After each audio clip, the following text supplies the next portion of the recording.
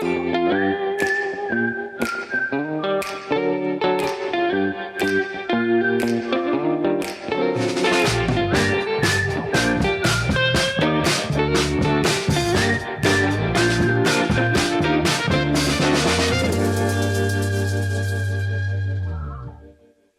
back to the Schmozone, episode 103. I'm Dave Schmulenson, a.k.a. the Schmo. My co-host is Helen Yee with Helen Yee Sports. And today's guest is undefeated UFC strawweight Tatiana Suarez. Thanks for joining us today. Thank you. It's weird. Yeah, thanks for coming on the show. You can move these however you want. Because I know you had quite an eventful day, right? Yes, I did. Very eventful. Yeah, I know, like car problems, everything. Yeah. And then, but I made it to everything that I was supposed to, so that's good. I had PT, I had strength and conditioning, I had this. Then I'm going to go probably do some MMA grappling and then hopefully top golf. Oh, nice. Mm-hmm. Yeah. But I pushed everything back, so now it's all kind of tight. But it's okay. Well, thanks for coming on the show. Yeah, and I appreciate it. Well, speaking of PT, because I know you and we caught up back in April. Right. And you were kind of giving me an idea of how, like, your healing was going and when you were kind of anticipating getting back in the octagon. So is there kind of an update with that? Yeah, so I was doing really well, and then I was grappling almost like every single day. And then my knee started to get more inflamed, like when I started doing stand-up and stuff. So I think I'm going to have to push it back a little bit. Like I was thinking maybe July, but now I'm like maybe September, hopefully October maybe. But I don't know. My brother was like, maybe you can jump on that Paris card. And I'm like, I'm sorry, I do not want to go to Paris. Oh, really? No. Like, it's not fun to go somewhere far when you're fighting.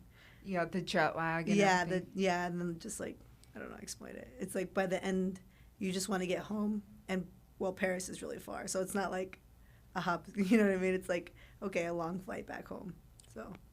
For sure. I can't believe we're approaching 3 years. June 8th of 2019, Right. UFC 238. Yeah. You beat Nina Astronoff. That was the last time we saw you in the octagon. Yeah. 8-0.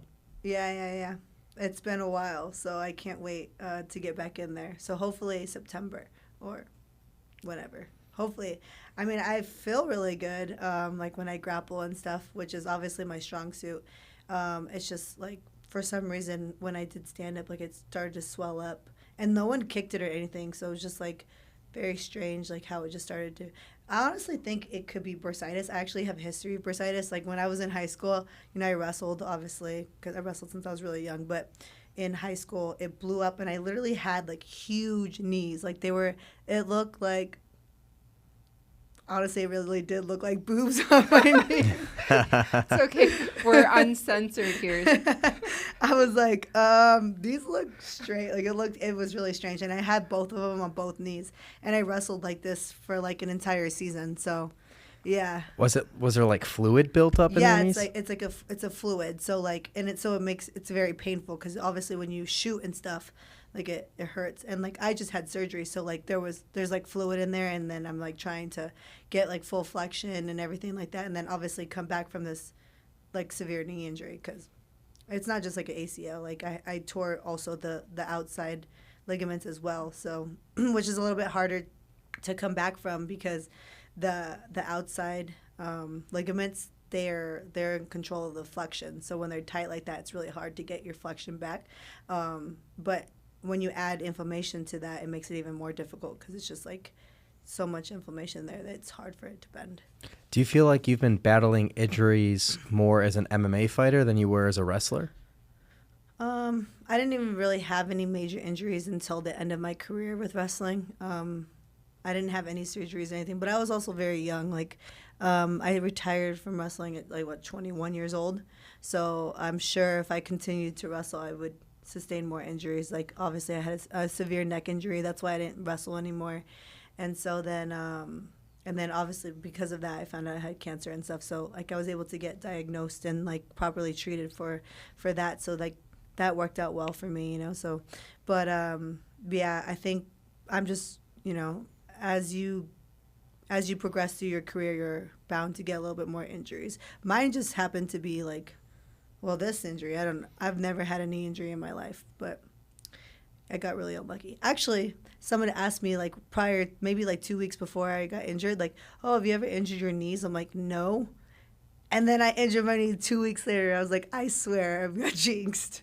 So you really need to do the knock on wood just to make sure. I always tell David, even yesterday, I forgot what we were talking about, but he was like, oh, I've never, or this, like, certain thing has never happened to me. And I'm like, you got to knock on wood. If you can't find wood, you have to knock on your head. For sure, yeah. Yeah. And you're doing your swim meet coming up, right? Yeah, next weekend. I'm so nervous. Yeah? Yeah, well, it's been 16 years since I last swam in USA Swimming. So even just like re-registering in it and then they tell you about like USADA and I'm like, trust me, I understand the USADA protocols and how strict they are and stuff. Yeah, it's very strict. Yeah, but I just don't use anything. So like except chocolate milk. Yeah, chocolate milk. That's like the best recovery. That, you know. It is. It's supposed to be really good for you. That's why they have it at the PI, I guess. But last time we spoke too, back in April, about your return, and then hopefully we'll see you in September. Are you still planning on 125? Yeah, I'm still gonna do that, but then eventually I'm gonna go down. I'm not staying at 125. I just want to just not focus on my weight cut and like just focus on my performance, because when you add all the other stuff like the weight cutting and stuff, that's just like way too much stress. Like every time I get a fight, I know I have to cut weight. I get stressed because I don't want to cut weight. But this time it will just be a lot easier because I won't have to cut it would be like little to no weight, you know what I mean? Because like usually when I start camps, I get down pretty easily, like to, you know, like 130. So, and when I used to fight at 115, I would stay at 130, like even if I was like eating anything I wanted. So it was like not that hard of a cut, because once I got down to like 125, I only cut like maybe 9 pounds a week of. Well, speaking of 115, though, a lot has happened since April, right? Like, and we spoke about the Carla versus Rose fight, and then Carla beat her, and Carla's last loss was to you. You're the last person to beat Carla Esparza. I don't really know if she really beat her, but I don't even know what that was. What did you think of that? I'm still trying to process it. The other day, me and this guy, we were like walking towards each other, and we kind of did like the, you know, when you do that, I was like, what's going on here? Is this the Carla and like Rose fight, or what's happening here? Because like we were just like, didn't know which way to go. It was really strange. But no, it really was. It was like the battle of the feints out there. I don't really know how do you even score that fight? Like, what was the scorecards? So actually, weird story. I was in Atlanta when I was watching this fight, and my phone mysteriously broke. I kid you not. Like right after the fight, I didn't even know who won the fight. Wait, it broke? It literally stopped working. Like my screen literally just went. After the Carla and Rose fight? Yes. Like I didn't get to see Gagey versus Oliveira. Like I still have not. I have yet to see that fight. But you know who won that fight. I know who won because, I mean, eventually. Yeah. You got a phone. We're not living under a rock here. Yeah. So eventually I got a phone, and then, I asked my brother, like, who won the fight, and then he was like, oh, so-and-so won the fight, because I was with my grandma, so I just used my grandma's phone. Yeah. And then, but, it just stopped working. Wow. So it was really weird. Like, supposedly people were probably blowing me up because...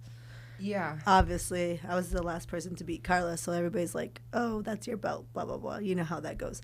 And so then, but yeah. But you know how that was the rematch, and then Carla beat Rose in the inaugural fight for the strawweight title? Yeah. So were you, like, surprised kind of what happened? Because I know that rematch, it was 8 years after the first fight, and just, like, how Rose... performed. I was very surprised at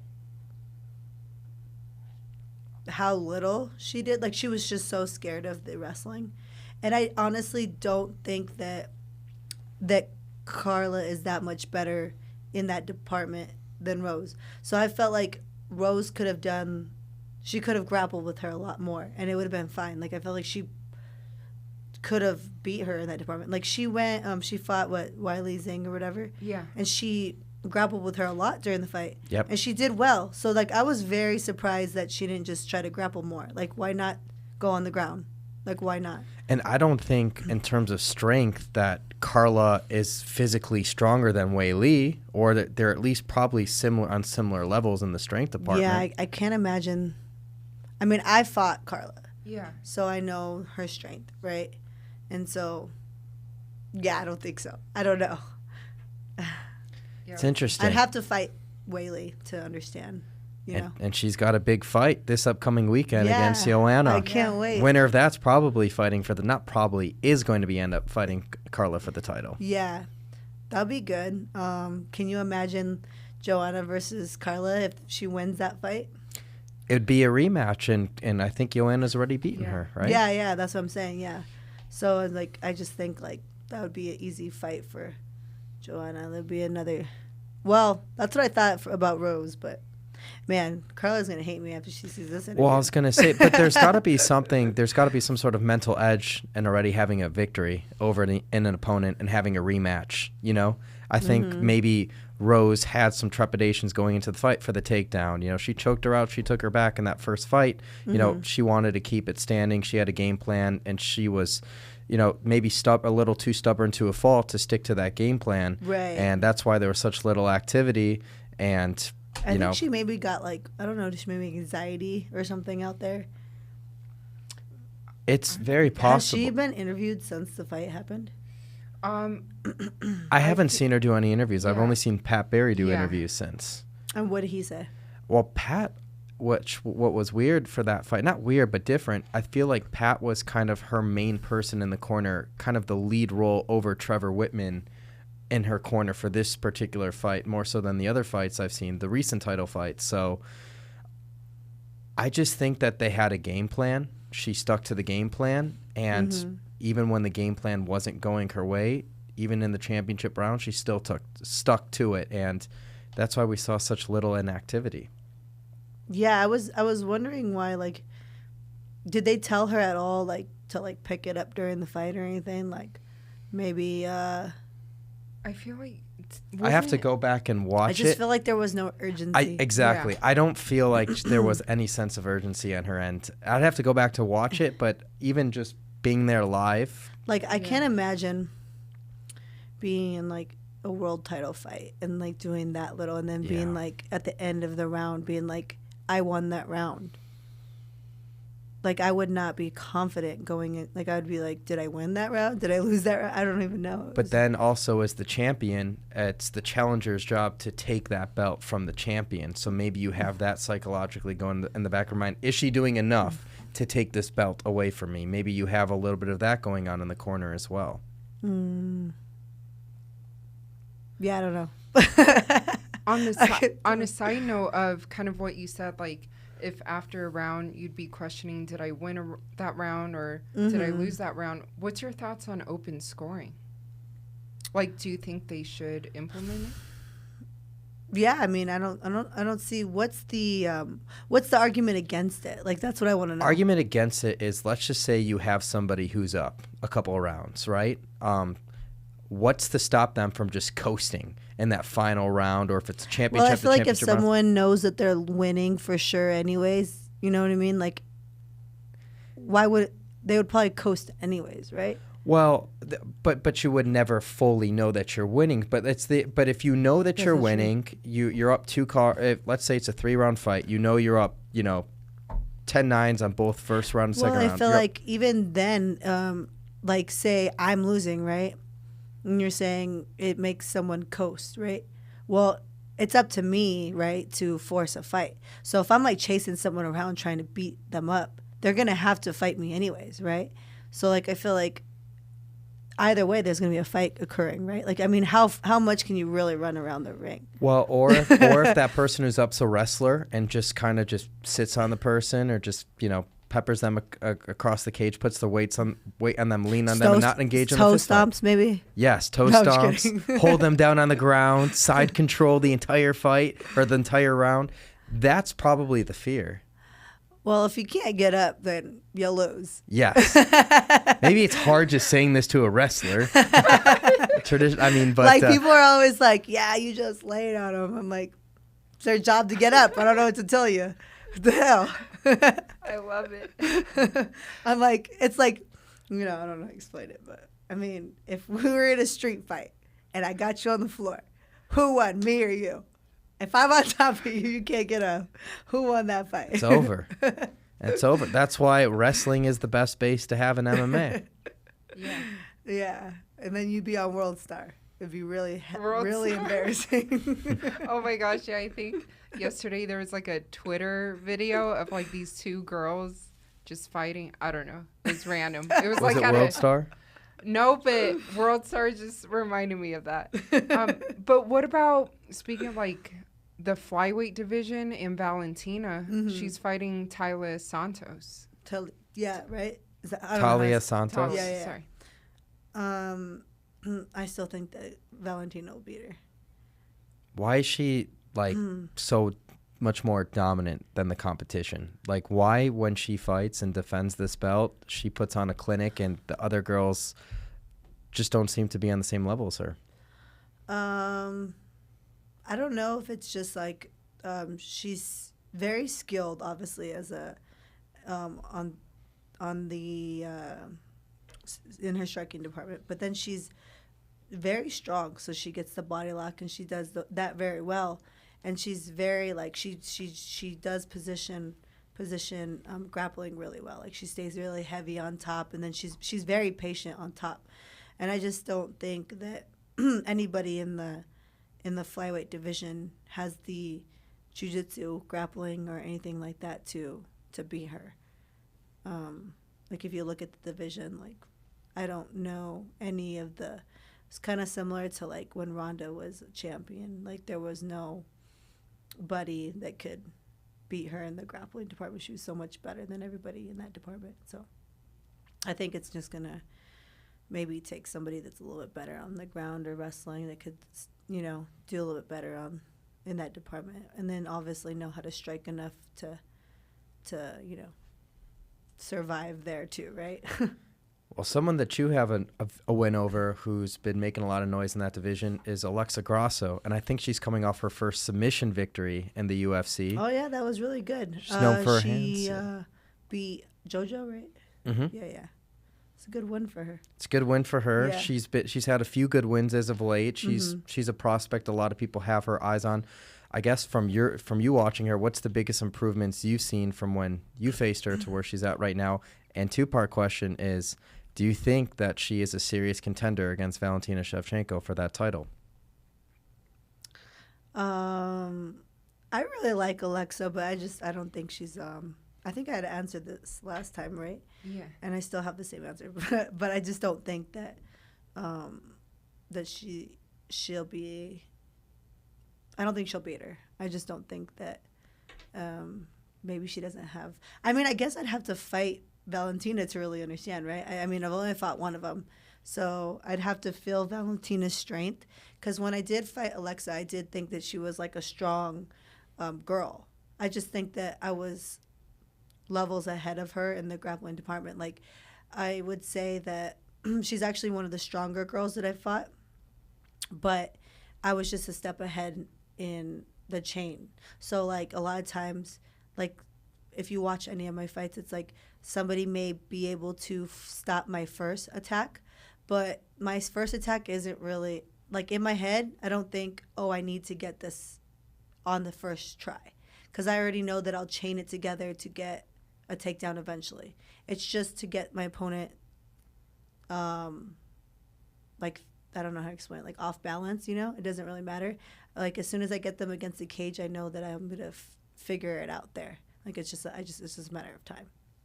So when you do return, though, and you said that you want your first fight back to be at flyweight and then go back to strawweight, but for the title picture situation, like, would you try to aim to fight, to get the strawweight title first or the flyweight? I'd probably do. I don't really know. I can't tell you. I have to have my first fight first, because you know what I mean. Like, it probably depends on like how I feel. Like, what if I feel really good at like flyweight? What if I'm like, oh man, I feel much better. Because when I do fight at strawweight, I do feel not as strong and like kind of fatigued a little bit sometimes. Like, I don't know if it's just because I'm not doing my weight cuts that well, but I hired somebody that's going to help me with that. So when I do go back to strawweight, I think it might be easier. I guess I can't tell you yet because I haven't used this person yet. But they're going to help me get down, and hopefully it's going to be a lot better for me. I don't feel super tired in there when I'm fighting. But I know that when I do, you can't tell by my fights, but I do feel not great. Is this person like a secret? No. Okay. His name's Andy. Okay. Andy Gilpin. But will your camps be in Vegas or? So I'm only staying out here because of my knee right now. So I think my first camp's going to be out here because I want to be close by just in case anything really, like any type of trouble comes up with my knee. Like, for instance, when my knee started to blow up, I was already here. So they could help me figure it out. And then my doctor's here that did my surgery. So we took pictures and like messaged him, and he like got back to Heather like right away, like within a minute of like sending the picture, he messaged back. So I think like it's just better for me to just do this camp here so that I can like monitor my knee and make sure that I'm getting like all the treatment that I need. And then once I feel like I'm good and I have my first camp out of the way, then I'll probably most likely go back to California. Okay.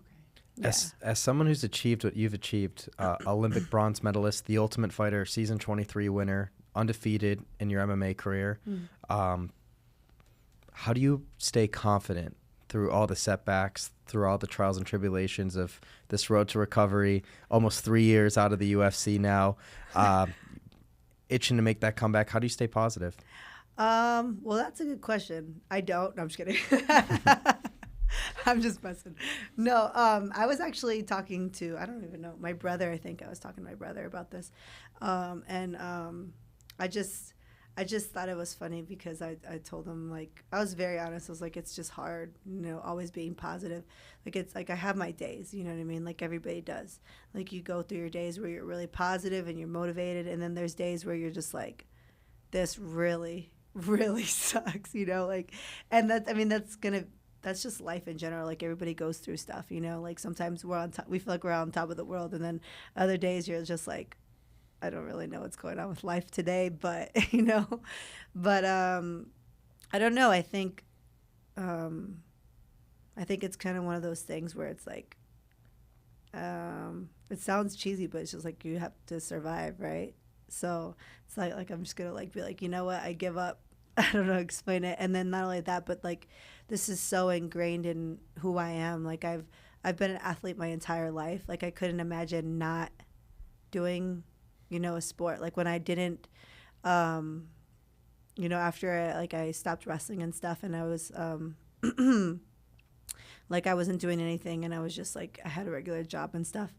Like I felt really depressed because I was like, this is not really for me. Like I need to, like I'm different.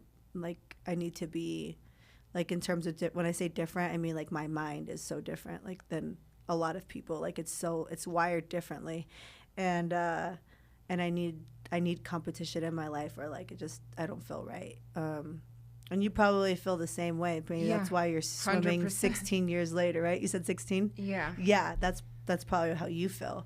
And so I feel the same way. Like I feel like I just need to, like I need that competition. Like it's to like be fulfilled. Yeah. Like I feel like it feels weird without it, So like the other day I was having a bad day, and then I was like, my knee's kind of swollen, and I was like, I don't really care. Because I was like, I'm going to MMA grappling, and I'm going to beat everyone's ass today. I kid you not. And then I went and I did just that. But but I needed it. It was like I literally needed it. I was like on the verge of a break. And then I looked at my chart, and I was like, oh, it's around that time of month. Okay, I gotcha. I understand. But is there anyone in particular that you've been training with? specifically? No, I haven't been training with anybody specifically, but just like the other day I went to Extreme. I went there and did the class there, and then I was rolling at 10th Planet for a while, but I had to take off because my knee was acting up. But I think, you know what, I did really well. Like, I think I just need to be smart about who I go with, and I think that's gonna be the struggle for me, because like me, I like to like go crazy a little bit. So like I have to just be calm and like maybe go with people that right now, especially right now, where I'm like just coming back and stuff, like where I can fully control everything and stuff like that. Because like a lot of times, like I'll pick the best person in the room, like the best guy, and then all of a sudden we're like in hard scrambles, and it's just not ideal for like my knee when I'm coming back, you know what I mean? Like, because I'm like exploding and doing all this crazy stuff, and I'm like, I don't need that right now. Right now I need controlled training, you know what I mean? Yeah. Like doing all the stuff that I need to, but in a controlled manner. So that's gonna be the challenge. I'm like, pull the reins, you know, because I do everything hard. Like I'm like everything hard. Have you been paying attention to The Ultimate Fighter this season? You know what? I haven't. I watched the first episode, and then I don't know. I just don't really watch TV that often, but I will get to it because I like to watch the show and stuff like that. I've watched every show since my season, so I will watch it. I think us three are on the same boat. We really don't watch much TV except really live sports, but I will catch The Ultimate Fighter. I love all live. Did you watch the basketball game with the Heat and the Celtics? Yeah, and actually, what do you think about what's his name going up for that 3 instead of the 2? Instead of just maybe just going in, laying it up, like getting that secured too. I mean, let's talk about it. Well, I mean, I could talk all day about that. I mean, that was my sport growing up. Oh, really? I hate the game now compared to how it was when I was watching it. I grew up watching Michael Jordan, the Chicago Bulls in the 90s. The kids that play the game now are always settling for these outside shots, these 3-pointers. I love Steph Curry. He's changed the game. Yeah. He's absolutely amazing. He's instant Hall of Famer, Mount Rushmore for guys who have transcended the game 100%. But all these kids now just want to hit the 3. They don't want to go for the easy layup or the easy 2. Yeah. No one's playing the same defense, so you get scores that are like 128 to 125 instead of like 80 to 76, like hard-nosed defense. So like there's not a lot of Dennis Rodmans out there. No. I was supposed to interview Dennis Rodman a week and a half ago. What happened? In Fort Lauderdale, actually. Fort Lauderdale. Or actually Hollywood, California. But it was his birthday the other night, so he was like on a bender, and he slept in till like 6 p.m. in the afternoon. I was supposed to meet him at his local spot. What was that documentary that they had? What was it called? The Last Dance? Yes. Yeah. Yeah. Did you watch that? That changed everything for me. I understand Dennis Rodman so much more now. He's amazing. He really is. He's one of a kind. He is. He went to college at Southeastern Oklahoma State. You can really be found if you're good enough at any sport, they'll find you. Yeah. They'll find you. And they that found is crazy. Southeast. Southeast Oklahoma. I can't even name it. Yeah. In the middle of nowhere. There's like 30 students. And then one of them's Dennis Rodman. Yeah, and he was like an older college student too. Oh, wow. Yeah, because he didn't like go from high school basketball to college. Right. I think there was a documentary I watched on him too. But always with the hairstyles and the fights, the women, Carmen Electra. Yeah. I think he got married while he was wearing like a bridal dress or something like in New York City. One of a kind. He's an icon. Great fashion. Yeah. He's like, it's called fashion. Fashion. Wait, who was your favorite basketball player? Or do you have a favorite? Well, growing up, I did. I mean, yeah, because I'm from California, so Kobe was my favorite. Yeah, I could have guessed that without even asking you that question. I mean, you can't be like from California and not love Kobe, right? Yeah. But like, there was a time where you had to pick between Kobe and Shaq, and I feel like more people ended up signing with Kobe than Shaq. Yeah. I mean, for sure. The reason why I'm interested in The Ultimate Fighter too is because of the dynamic between Julianna Pena and Amanda Nunes. Oh, and what's the dynamic here? Well, they're going to be fighting for the rematch. Yeah, but I mean, like, on the show, are they, like, respectful? I feel like, talking? I guess they're 4 episodes in that I've seen, maybe 5. They're kind of you haven't seen much dynamic of those two interacting on camera yet. Oh, okay. But they seem pretty cordial. My season, they were not. I had Joanna and Claudia. That's where I was leading to this. It's actually very comical.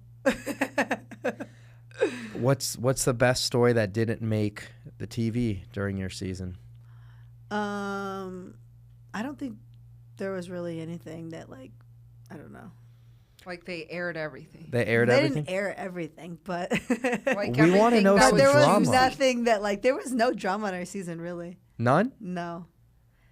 I mean, besides the fact that I did not like Amanda Cooper, there was really no drama. Well, you took care of business. But so any feud that didn't involve you that stands out now between the girls on the show? There was none. Really. The only thing that, like, happened was, like, in the very beginning, me and Amanda, like, kind of got, like, like, she got upset because she was like, "You're going hard." And I was like, "Well, I do everything hard. What do you want me to do?" Very hard. So I don't think she liked it. So then I was just like, oh, okay.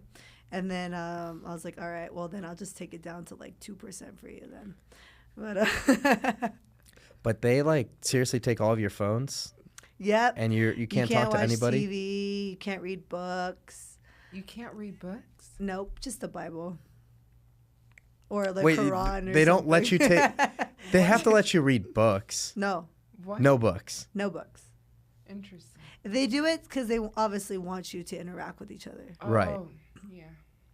So, like, if you're frustrated because you can't watch TV, you go and fight with the nearest person. Got it. Or you just talk to the nearest person, and then obviously that makes for good TV, right? Yeah. Because then you're telling, oh, yeah, when I was 5, I don't know, I ran into a truck and split my head open. This really actually did happen. It sounds stupid. I was like, I was not 5. I was probably like 8. But I, like, was, like, doing I don't know. I was a crazy kid. Well, David split his chin open. Yeah, but that's How old were because you? someone pushed me Oh. from behind, and I cracked my chin open to the side of the kiddie pool. I want to hear about you running into a The truck. kiddie pool. Well, like, they had, like, a truck parked, and I was, like, playing, and, like, I didn't see it. Like, I was grabbing stuff and, like, putting it somewhere else. And I ran. Like, I was, like, grabbed it and, like, hit my head on the truck. And then I split my head open. And then I was like, oh, man, my mom's going to be mad because she's going to have to take me to the hospital. So that was my only concern, was that my mom was going to be upset. Not that my head was... I was, like, debating not going in and showing her. I was like, I wonder if I could hide this. It'd be a tough thing to hide. Yeah. You need a big hat or headband. Yeah, I don't know. She was bound to find it eventually. Yeah. But circling back to The Ultimate Fighter, though. Mm-hmm. So in the rematch, Julianna versus Amanda, who do you think wins that one? That's actually a good question. I don't know. That one's really hard for me. I think Julianna did a really good job at splitting. I don't know if they're going to come back with a better game plan. Because Amanda was throwing, like, you know, Amanda throws looping shots. I don't know if they're going to learn from this and maybe recognize that they're going to go and stop throwing the overhands, because Julianna was throwing her cross and not a looping shot. So it was hitting Amanda. So she was matching her in the boxing. She was probably hitting her first, and it was throwing the power off from Amanda, because obviously when you hit somebody first, it throws power off a little bit. So she was splitting shots really well, and then I think it, like, obviously fatigued Amanda. And then Amanda, you haven't really seen Amanda get tested very often, and when you have, she lost. Like, I think she got tested against The Cat? Cat. Yeah, Cat Zingano. And that's the last time I think I even seen her in, like, any type of war or trouble, I think. Can you name another fight? I mean, every time I've seen her, she just beats the living heck out of she blitzes. anybody. Like, we were there when she beat Cyborg in the forum. Yeah. Blitzed her. I was put there her against too. the cage and I was literally in shock. Like, I was like, my mouth was open for like 20 minutes. I was like, what is happening right now? that was crazy. And what's so crazy about that card is literally the week before, because of the John Jones picogram situation, they moved the entire card from Vegas to California. That's crazy. Oh, yeah, I remember. Yeah. And I like, it was cool. It worked out for me because I went. Yeah. So it was an awesome card. Like, I don't know. I've been to a lot of great fights. Like, I've seen a lot of great fights. What's the best one you went to in person that you weren't fighting on? September 25th. The fight I was actually supposed to fight. I was actually supposed to fight Roxanne, and I got injured. I hurt my knee. And I don't know. Like, I'm glad I went to it. But I definitely wish I was fighting. The September, was that Volkanovski Ortega? That was great. We were there for that one too. That was It your was fight just of the year. almost like a different That was fight of the year. energy. Like, Nick Diaz fought Yes. Robbie Lawler, right? Yeah. So that alone brought like a lot of energy. There were so many people from California because it's so close to Vegas, and obviously a lot of people from California are huge Nick and Nate fans, right? So people came down from there to support, and and then we had the Volkanovski. Well, obviously, insane fight because one, it was like Volkanovski got out of what two really tight. Two really like one triangle, which Brian Ortega is known for, and then what, a guillotine? Yeah, the guillotine was I really tight. thought, I was confused. I was like, how? I still don't know how. He I was need like to watch gurgling. this again. You could Like, see I the have to foam watch it coming again. out. I was like, what's happening? And then he got him in a full-on triangle. Still don't know. Like, I have to watch it again to understand how he even got up that too. So, Actually, like a week after that fight, maybe a few days, he came on the podcast and we got pretty hammered. We drank a lot, and he didn't even know how he got out. He was like in the zone where he was thinking about his kids and his legacy and everything, and he just wiggled out of it and found a way. Championship mentality. wait, which one did he say was the tightest one? I think he's talking about the guillotine. Yeah. Yeah. Yeah. It's crazy. Well, I'm like, he's like, I wiggled out of it. I'm like, but you didn't fall asleep first? Like, that's what I'm thinking. Right. He found a way. He just found a pocket. There's a found guy way. that I know that's like that. He like somehow, I swear this dude breathes out of his ears. Like, I'm like, it's like a full-on guillotine. I'm like, how? Everybody else would be like, tap. This guy's, I don't know. They're not asleep, yeah. Nick Diaz, he recently called out Kamaru Usman. I'm not sure if you saw that. How do you feel about Nick Diaz coming from that Robbie Lawler fight to fighting Usman for the championship belt? That's a little extreme, huh? I almost laughed. No, I did. I don't really know what's going on. Why? Like, why does he think he deserves it? Well, There's so many more, like, who?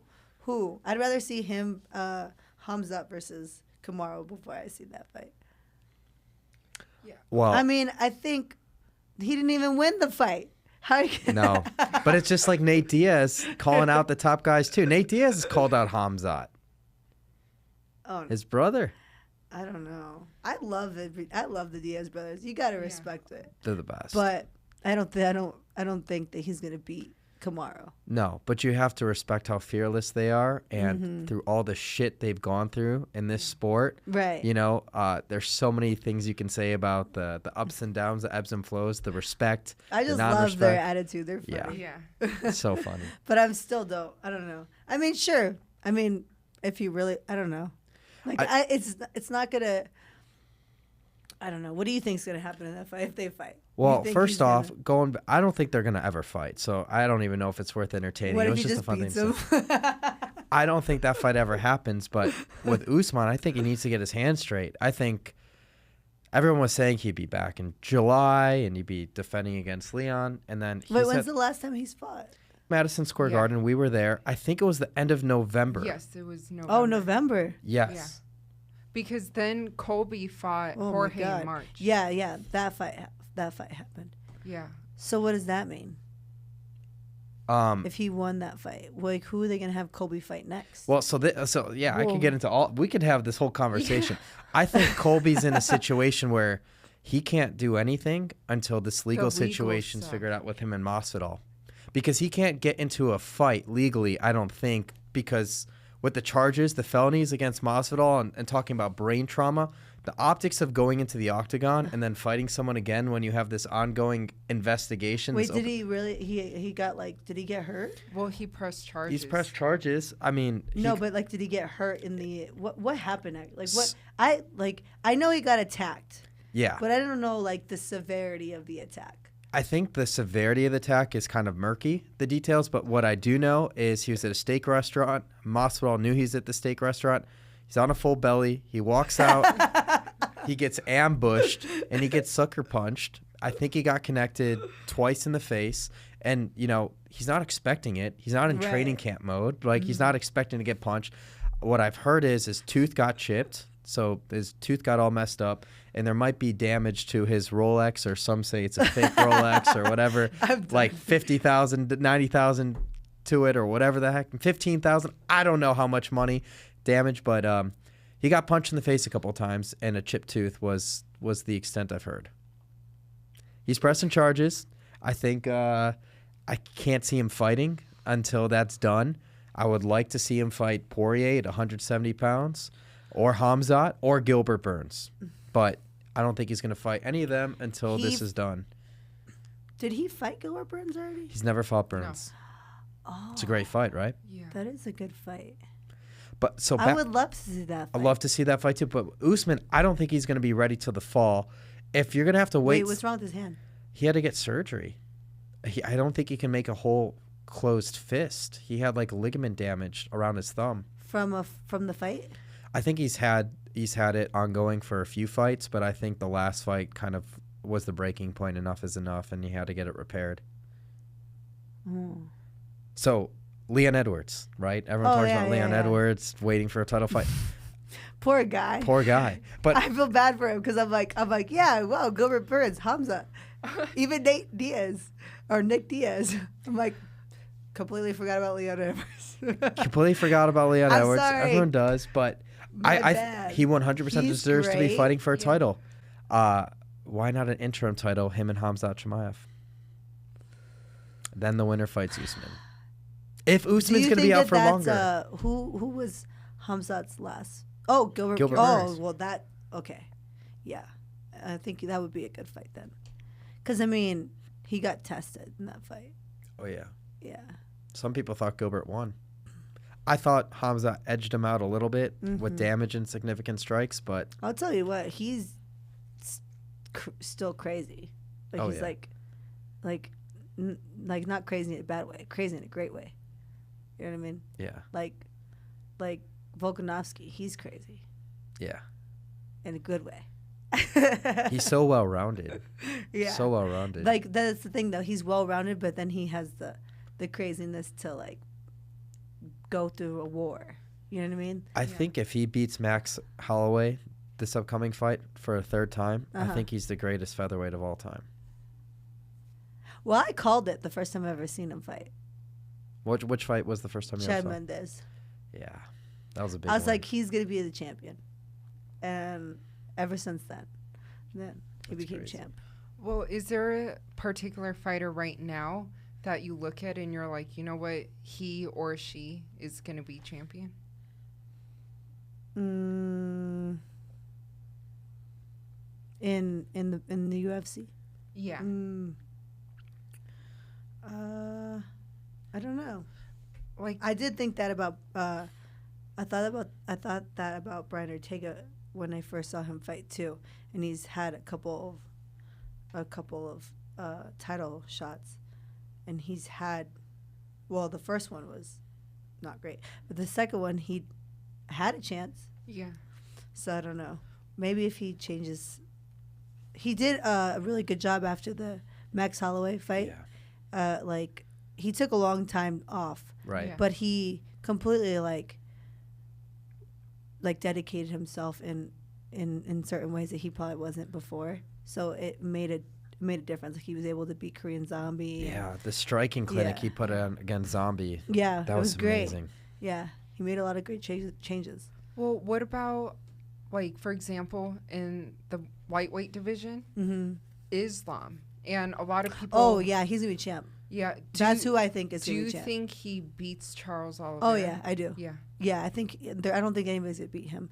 I think his grappling.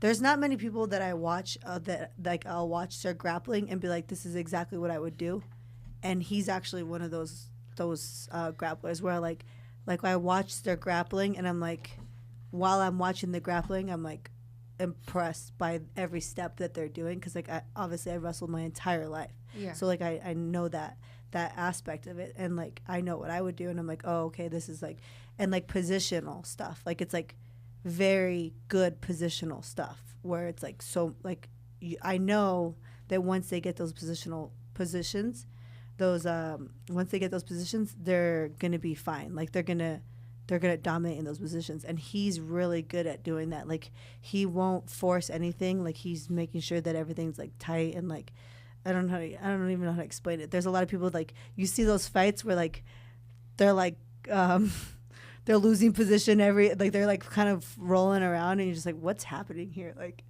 that's the kind of grapple you don't want to see. So because they're just making a lot of mistakes. So you think, like you said, you think he beats Charles? Yes, I do. Do you think he beats Beneil?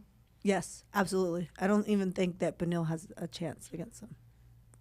Wow, everyone underestimates him.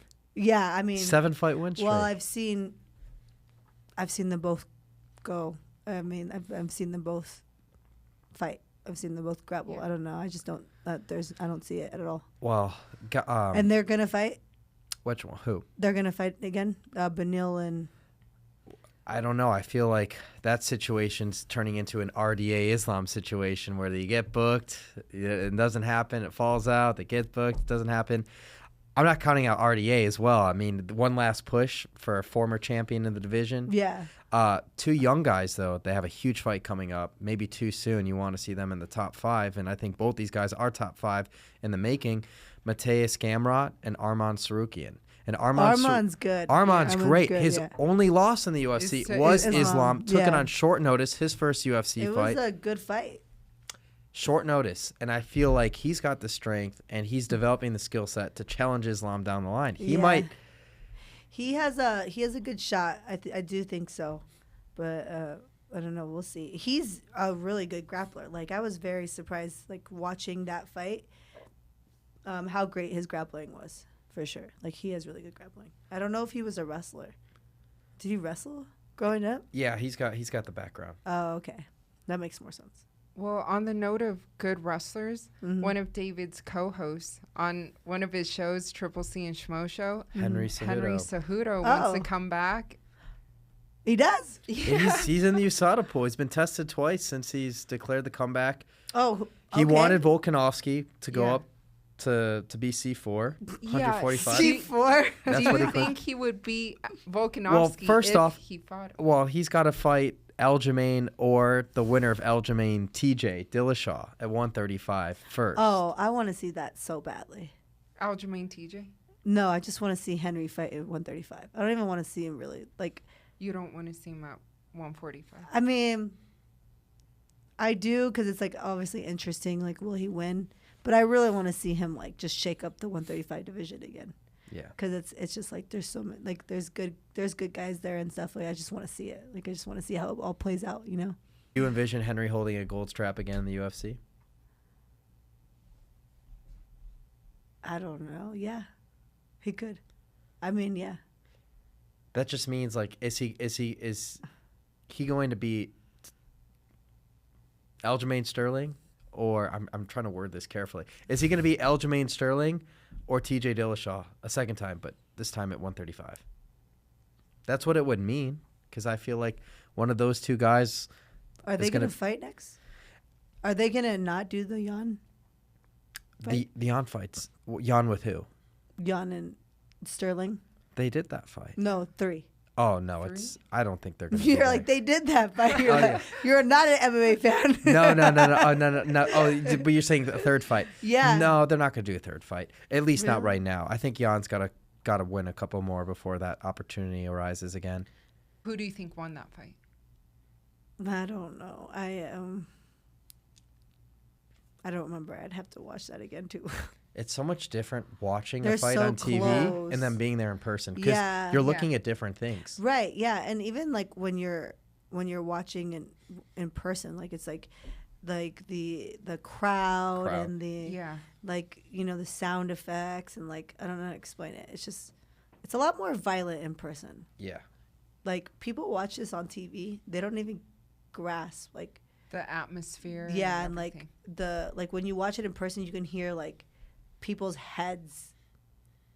Like I don't even know. I mean, you guys have seen it live. Yeah. Yeah. You can hear their heads like get hit with like. Yeah, we heard Chris Weidman's my leg gosh. shatter Yeah. on the kneecap. You were there? Yes. Yeah, of Uriah Hall. Oh that was my brutal. gosh. Brutal. Yeah. I would have thrown it. Yeah, it looked like Jello at the end. Yeah, that was hard to That was watch. brutal. It's different too because we were just at AEW Pro Wrestling and they got like sound effects underneath the ring and the mats. They got cushion and everything for landing. It's like microphones to add to the theatrics. For MMA, it's just that nice hard canvas and a cage, right?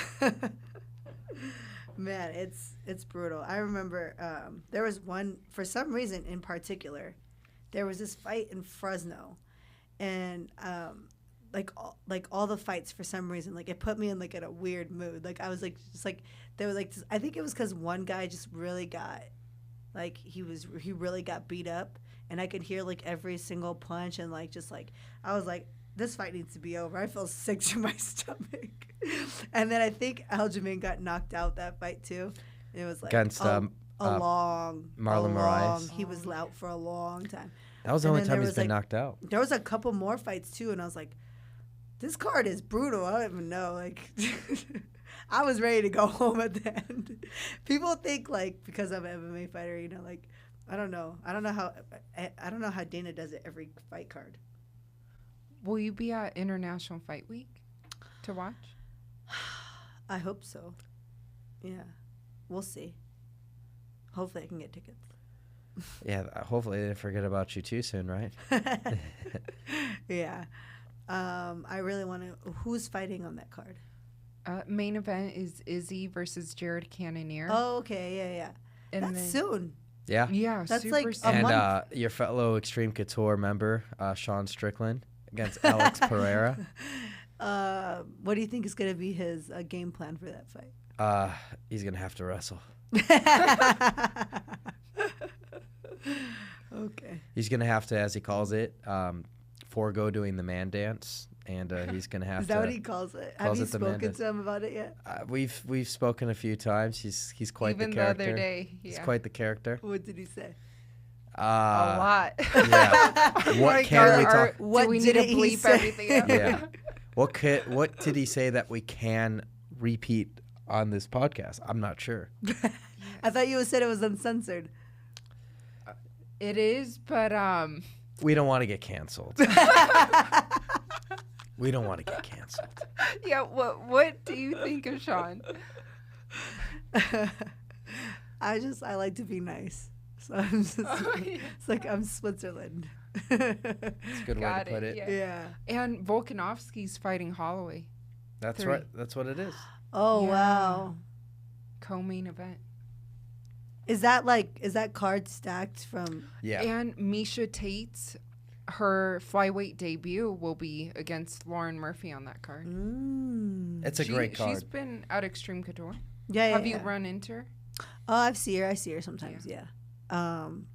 Maybe we can be training partners or something when I come out here. When I start camp and stuff. We'll see. That would be good. Yeah. Yeah, we hope to see you back in Yeah. September. Yeah, hopefully. Just not Paris. Yeah. Just definitely not Paris. I was like, I hope it's at the Apex. and no one in particular, anybody at this point. I think I need to see kind of like where is landscape. everything, like, you know what I mean? Like what's happening at the time. Because Yeah. I know there's a couple cards that are coming up and I just don't know how they're gonna play out. You know what I mean? So, like, for instance, the Misha fight and the Lauren Murphy fight, maybe a winner of that one. Unless, like, they give her a shot after, but I don't know how that works. But they're not going to give you a, I put in brackets because it's the UFC, a tune-up fight. I mean, I don't really know what they're going to give me, but I wouldn't mind, you know, either of those two. Like, I don't think that's, I don't. Misha? I wouldn't consider any of those two opponents a tune-up fight. No. Yeah. I mean, yeah. So then either those two or I know Jessica I was supposed to fight, but who was she supposed to fight? She was supposed to fight Casey O'Neill. Casey also trains at Extreme, but got injured. Yeah. So then she's fighting Macy Barber. Oh, she's fighting Macy Barber. Yeah, I could fight either of those two or as well. So, I mean, a lot of options. Yeah. I feel like I could fight anybody there. I would like any of those fights really. Yeah, I think for you, you're one performance away of being right back into the mix. Yeah. I wonder how that would work too, though. Like if I get a win at 125 and then go back down to 115, like how that would work. Henry always talked about, when we always talk about GOAT and stuff like that, he says it's everyone who becomes a champion, they always go up to the higher weight division. Right. But he thinks like a true GOAT status would be getting a championship belt at a higher weight class and going down and getting the belt at the lower weight class after that. Is that how that works? That's what he said. That's what he says. The triple C. Well, we'll see how this works out. Let's see how I feel at 125 first. Yeah. Let's see how like my knee feels and stuff. And then we'll go from there. But either way, I feel like I'll do well at both weight classes. You know, I don't feel like I'm going to I think I'll do well. But there are a lot of interesting matchups at 115 too. Like they have Wally, Joanna.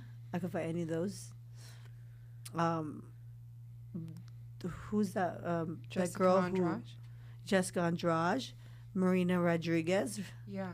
There's so many people. Yeah, Mackenzie Dern. Man, that would be an entertaining fight between you two. There's so with many. Her jiu-jitsu and your wrestling. I know. There's so many fights, though. Like, I feel like there's not a shortage of people to fight. No. And they all, like, I really do want to fight. This sounds weird, but I really do want to fight. Like, before she retires, I want to fight Joanna. Yeah. Yeah. I feel like that would be a good fight just because she's, like, you know, she has pretty good, like, takedown defense and stuff. So, like, I just want to. And, like, obviously she's a former champion. Like, I don't know how to explain it. But, yeah, I think it would be a good fight. It would be fun. And, like, I think they had mentioned that after my Nina Ansarov fight, they're like, oh, you know, it'd be a good fight is her versus Joanna. So if you were in the position to fight for a title, would you rather fight if Joanna hypothetically was the champion and Valentina is hypothetically the champion? Would you rather fight Joanna at 115 than Valentina at 125 if you had a position to choose? If I what? Sorry. If it was up to you and you could fight for a title, 115 or 125, you just said you would love to fight Joanna one day. Would you rather fight Joanna because she would be the 115 champ if she was holding the belt? I think she'll retire first. So I want to fight her first. Because, like, you know how she was gone for a while? Yeah. And then she came back? Yeah. Like, I don't know. I just feel like I feel like if someone beats her, she'll probably be like, like, I don't know how to explain it. She'll just be like. That could be a possibility. Yeah. So I feel like I got to get in there before she decides, I don't want to fight no more. Because I feel like Valentina, I saw an interview, she's like, I'm going to do this till I'm 50. So then I was like, okay, she'll be around for a while. Tom Brady. I could win, I could win like the 115-pound division and then go up like as soon as, because I know she's not going to just be like, I'm tired of fighting. Like I could go do movies and be a model. Like she's not going to, I don't think she's going to do that. I don't think she has any interest. Like Joanna does. Like she's like, I'd rather go, I don't know what she does. She's like a Formula One race car driver now too or something. She like races cars. She does stuff. I don't know. I mean, she took a couple of years off after that Wei Lee fight. This will be her first time in the octagon since that 2019 fight. Yeah. Not as long as a layoff as you, but kind of close. Yeah, so she just want, like, she was just kind of tired of it, or she didn't want to fight in front of no fans during this whole COVID situation. Okay. And but there's been fans for a while now. There's been fans for a while. I just think timing and opponent, like she didn't want just anybody. She wanted to fight at the top, and this is the best opportunity to fight at the top. She wanted that rematch all the way in Singapore. I don't think the location was ideal. Heck, I don't think the location's ideal for any of us. We're not in Singapore, but we're gonna watch it. I'm like, I can't imagine like having to go, being my first fight back and going all the way to Singapore. That's so far. Yeah. Yeah. Fuck. What were we gonna say? No. Singapore. What are your? We've been going at it for a little over an hour. Do you have any final thoughts you want to leave all the Tatiana Suarez fans out there? Oh, I mean, I don't really. Thank you for supporting me. I love all my fans, and that's. I never really say much about. I don't know.